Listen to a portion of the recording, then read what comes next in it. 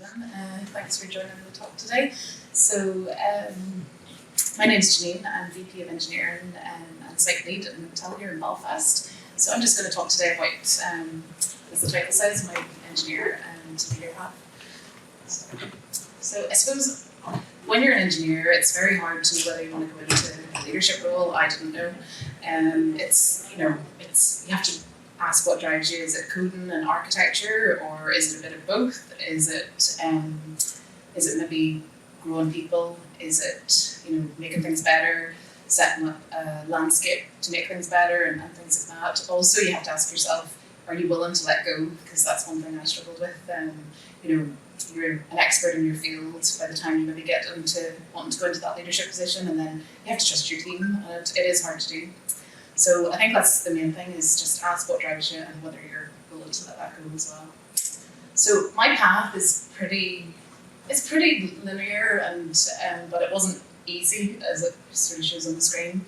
So I started off as a software engineer and did a placement year. Ignore the dates, please. And I was moved into a consultant role a couple of years after doing my placement in that. Then I was made redundant, which was a big sort of, what do I do now? And then I moved into a company called America up in the northwest of Ireland, Donegal. So you can see there I had multiple levels of developer role into the tech lead role, and then an opportunity came about going into a leadership position. So I didn't really want to do it, to be honest, but I said I'll try it. I'll get out of my comfort zone and try it out. So I became a systems manager then, and then went further on into director, and then where I am today then, VP of engineering, and then setting up a site in Belfast as well. So I said it wasn't always easy. So my intro into leadership wasn't what I thought it was going to be. The expectation was, me growing teams, me growing myself into like a beautiful flower and everything like that. But then reality was, it felt like weeds or a dying flower. So I suppose I was ready to take on that opportunity that I've mentioned back when my manager had took on a new position, so it gave me that opportunity to take on a leadership position with the team that I was working in. But I think my intro into it, I was already with my speech of like, team, you know me, and we'll get this done. I maybe don't have all the right skill sets yet, but we'll grow together, that kind of speech. But it was very different. My new manager said, here's Janine, I don't think she's really capable for the job, but here, we'll give it a go, type of thing. So in that moment, I could have sank onto the table like one of those wilting flowers, but I didn't. And I think that's one thing that I've learned in a leadership role is resilience. In that moment, I realised that I still needed to say my speech. I still needed to tell the team that I was the right person for the job, and that I was going to lead them through. We were going through a lot of change at the time as well. So I continued on and did that. So resilience is one thing that I found that you need in a leadership role, or to be honest, in any role as well, because you're knocked down at times, even when you're writing a piece of code, doesn't work, or you're trying to solve a problem. So I think recovering quickly as well. I was in a meeting room with all my team, eyes upon me, looking at what I was going to do in this moment. So I think it's trying to recover quickly, keep your kind of poker face, and not let your emotions get in the way either. Another thing that I found over the years, and this is, as a developer as well, and maybe moving into those tech lead roles, is relationships. You need to build the trust and respect with your team. You also need to know your peers, your managers, and everyone that you work with as well, to sort of understand what you are building as a team, so that you can help your team as well grow too. And adaptability, be prepared for constant change and expect the unexpected and adapt. So I found that from day one that I was going to have to adapt a lot. So I know this is a very big bulleted list, but this is just from my experience. Different leaders have different experience, but I suppose from my experience, it is demonstrating a culture where you want the team to adopt. I did a talk earlier on culture in my company, and it's what sort of drove me to go into the company, because I seen they were a very people-driven culture, and it's very important to set that for your team as well. So create an environment as well. Create an environment where you want to work, where you would want to work personally, but also, giving the team the freedom to do what they need to do, and that they're going to come to work every day and enjoy what they do as well. This is one that I can't say enough, is be yourself and be authentic. Don't try and be someone else. It's not going to work and people will see through you. I mentioned about the relationship building. Also ask for feedback. I know that's a hard thing, and as a new leader, it's a hard thing for me to ask for feedback, but it's necessary. You can always improve. I think drive, determination, and passion as well was one of the things that kept me going. You're always learning. You don't always know everything as well, so you have to acknowledge that too. Acknowledge setbacks and celebrate the successes as well. I think another key thing for me is listening. And I think it was Phil did a talk earlier in the Snakes and Ladders and mentioned about listen and do the follow-up as well. Write it down in a to-do list and things like that, and follow up with your team members too, because they remember, and if you just forget about something, their judgment is down on you as a leader as well. I mentioned about being resilient. Find a voice for everyone in the team and ask questions and be curious as well.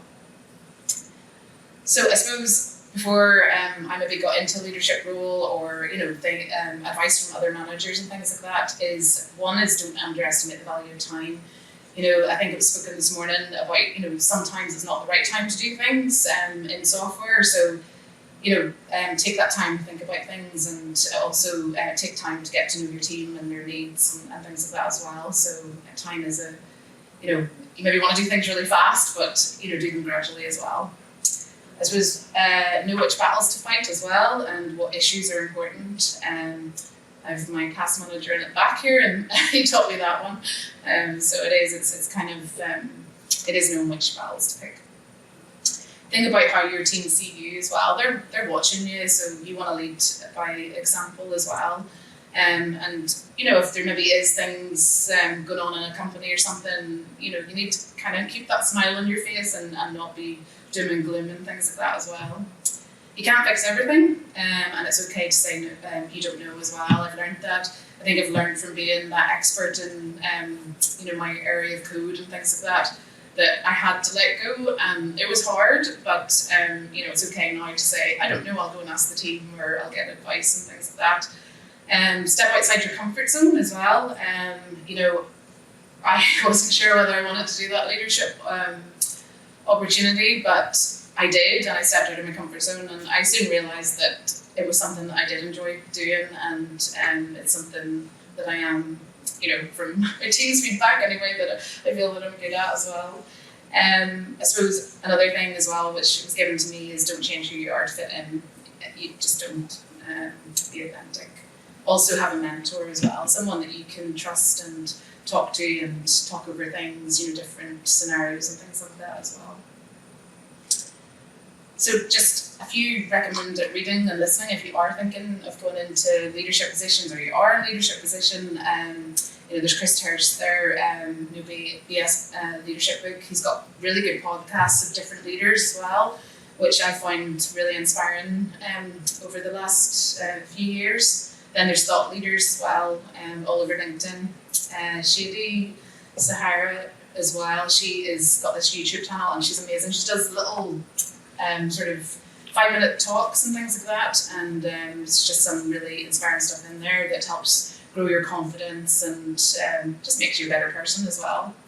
Simon Sinek as well, I'm saying all these names really wrong, and there's a good podcast there. And then a really good book that I've read is Radical Candor as well, for leadership.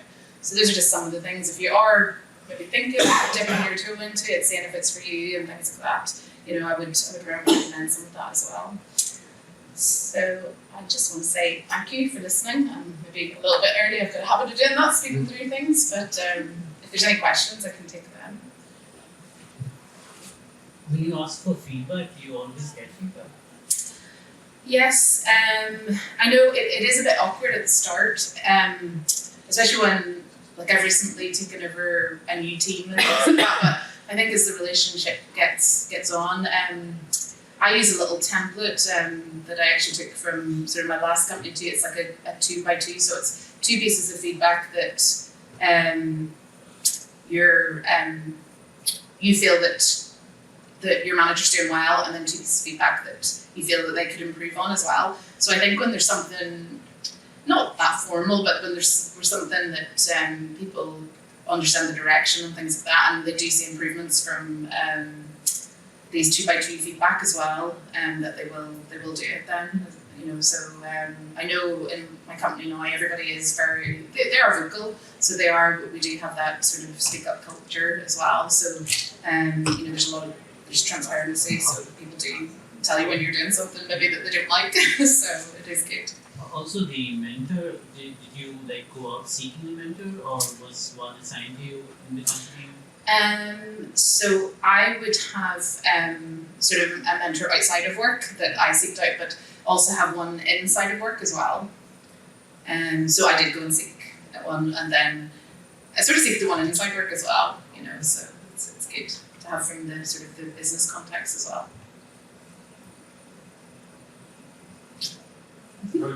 How was like the change from working with your team and then becoming their manager? Yeah, it was strange because it is that, you know, you're friends with your team, you build up really good relationships. So it was hard to take that step up, and you know, I knew things in the company that, you know, I couldn't maybe share and things like that. So it was hard from that point of view too. But I did get I think I got a lot of respect from the team because I was an engineer as well, and I think what really helped was I understood what they were talking about. And you know, when they did mention stuff like technical debt and things like that I was an advocate for that as well. So I think that did help.